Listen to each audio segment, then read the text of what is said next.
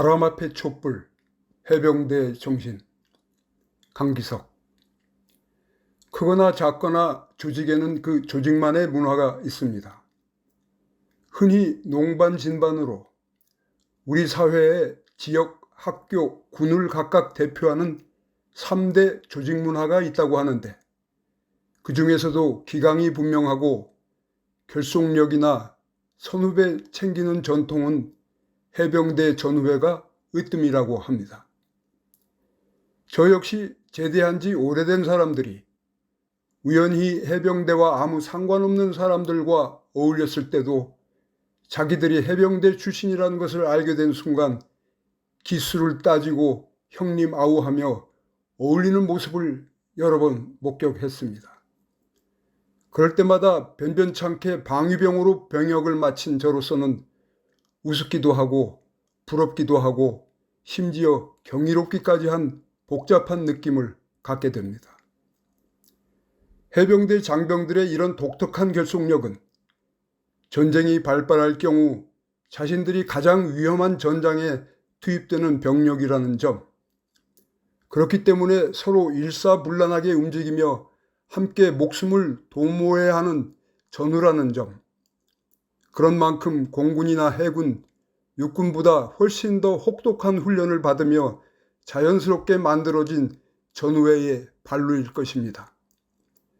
해병대 전우회의 조직 문화는 이런 해병대 정신으로부터 비롯된 것임이 분명할 텐데, 저는 그 해병대 정신이라는 것이 구체적으로 나라를 지켜야 한다는 애국 충정, 임전무퇴의 용감함, 끝까지 전우를 챙기는 전우회 등으로만 구성되는 줄 알았습니다. 그런데 저는 최근 해병대에서 집단 항명의 수괴로 몰리고 있는 박정훈 대령의 입장문을 통해 해병대 정신의 구성 요소에는 충성과 용기, 전우회뿐 아니라 정의와 정직도 있다는 것을 알게 됐습니다. 박 대령은 사태가 발발하자마자 입장문을 통해 지난 30년 가까운 해병대 생활을 하면서 군인으로서 명예를 목숨처럼 생각하고 항상 정정당당하게 처신하려고 노력했다며, 해병대는 정의와 정직을 목숨처럼 생각하는데 그러한 해병대 정신을 실천했을 뿐이라고 강조했습니다. 그러면 그렇지, 정의가 없는 충성과 용기는 대한민국 해병대 고위 장교의 덕목이 아니라 한낱 무부의 자기 보신책일 뿐이며, 정직하지 않은 군대는 언제 총뿌리를 거꾸로 돌릴지 모르는 난군에 불과할 따름입니다. 그래서 지금 박 대령의 전쟁은 박 대령의 개인적 명예 차원을 넘어 해병대가 어떤 방식과 정신으로 존재해야 하는가, 어쩌면 그것마저 넘어 대한민국 군대는 무엇을, 누구를 위해 존재하는가를 가름할 큰 전쟁으로 비화하는 느낌입니다. 박 대령의 수사는 분명 해병대 일원으로서 해병대를 지키고자 하는 전우회의 한 발로라고 봅니다. 자신의 부하이며 장차 해병대 전우회의 후배이기도 한 젊은 해병이 왜 죽어야만 했는가를 철저히 수사해서 다시는 이런 사고가 해병대에서 발생하지 않도록 하기 위함이니 그것이 전우회입니다. 또한 그의 수사는 군 전체를 지키기 위한 것이기도 했습니다. 군에 자식을 보낸 전 국민을 향해 비록 장병의 죽음을 막지는 못했으나 그 책임이 누구에게 있는지를 밝혀 다시는 그런 불행이 재발되지 않도록 하겠다는 의지를 보인 것이기 때문입니다. 그 수사 결과를 해병대 사령관, 해군 참모총장, 국방부 장관에게 대면 보고했음에도 국방부 법무관리관으로부터 수차례 수사 외압과 부당한 지시를 받았고, 이미 경찰에 이첩한 사건 서류를 불법적으로 회수당했습니다. 그리고 끝내 집단항명 수괴라는 무시무시한 혐의로 국방부 검찰단의 수사를 받게 된 것입니다. 장관이 대면 보고를 받고 서명까지 한 사안을 장관을 보좌하는 법무관리관이 뒤집을 수 있을까? 저는 이 대목에서 장관의 출타를 틈타 장관 이상의 선, 안보실뿐 아니라 대통령을 보좌하는 대통령실 전체, 아마도 대통령 자신이 개입했을 개연성이 크다고 믿습니다.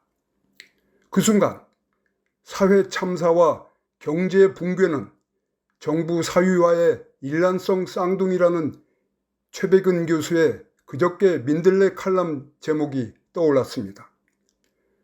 국민을 위해 가장 크게 공익적으로 사용되어야 할 대통령 권력이 사적 이익을 위해 휘둘리면서 드디어 해병대 항명 사건을 조작해내는 지경에 이르렀다는 것입니다. 겁도 없이 박대령을 겁박하는 자들은 진실과 정의는커녕 사적 이념을 챙기기 위해 졸병의 생명이나 그런 졸병을 군대에 보낸 부모들의 신뢰를 헌신착 취급한 것입니다. 어제 해병대 전우회와 역대 사령관들의 성명이 나왔습니다.